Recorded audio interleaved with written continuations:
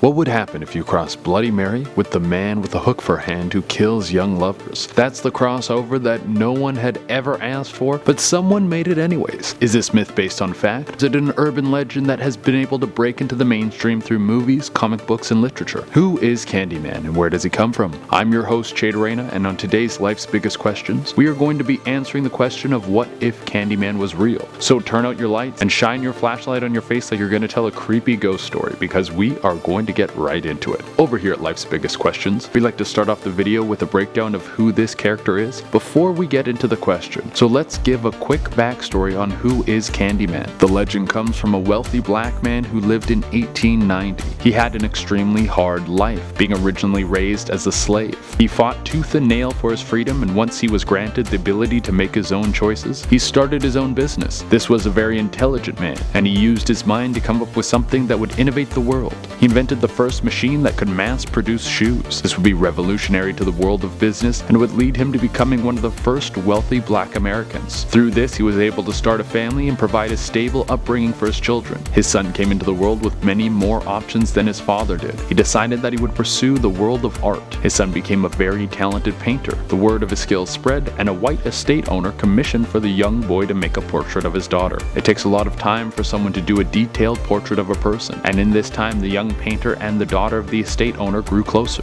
Eventually they fell in love and eloped. This led to the two having a child out of marriage. Not only that, but the relationship between a black man and a white woman was seen as something forbidden. They tried to hide it, but eventually the young girl's father discovered what had happened. He hired a group of men to kill the young painter. They chased him down and cornered him in a barn, and then proceeded to torture him. They started off by cutting off one of his hands, and then they covered his body in honey. This attracted bees that swarmed and stung the young man to death. The men thought that he was dead, but his spirit was so angry that it rose to kill each one of these men. The ghostly form would be known as the Candyman. The skin all over his body is blistered and rotting. His organs are removed, and his chest cavity has a swarm of bees that he can control to kill whoever he wishes. His hand that was cut off has been replaced with a massive hook, which he now uses to torture the people who wronged him. The ghost of the young painter is now known as the Candyman, and would track down all the men from the lynch mob and kill them one by one, leaving their mutilated bodies to be fountained. Now anyone who says the Candyman into the mirror 3 times will summon him, and anyone who sees the Candyman, he will kill. He does this to keep people afraid and make sure that his legend is never forgotten. Now that you know the ins and outs of this character,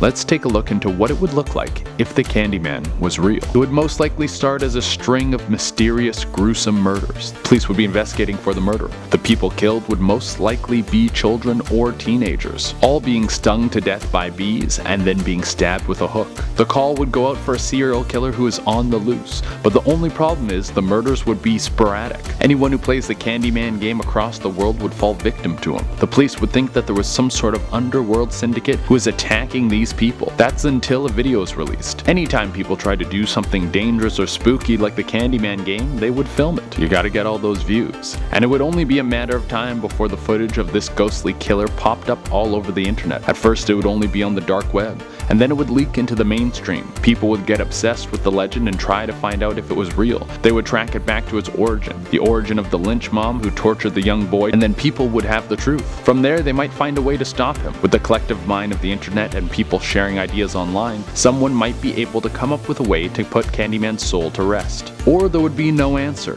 Anyone who would try to stop him would end up dead, and eventually anyone who thought he was real would be killed. The story would be forgotten until someone played the game again, and then the vicious cycle would continue. This is exactly what the Candyman would want, staying in the shadows enough for people to play the game, but have enough of a cult following to never be forgotten. Well, there are some possibilities as what the world might look like if the Candyman was real. Let me know in the comments below what you think might happen if the Candyman was real. That's all I have for you today on Life's Biggest Questions. I'm your host, Chadarena, and I'm here to answer all your questions.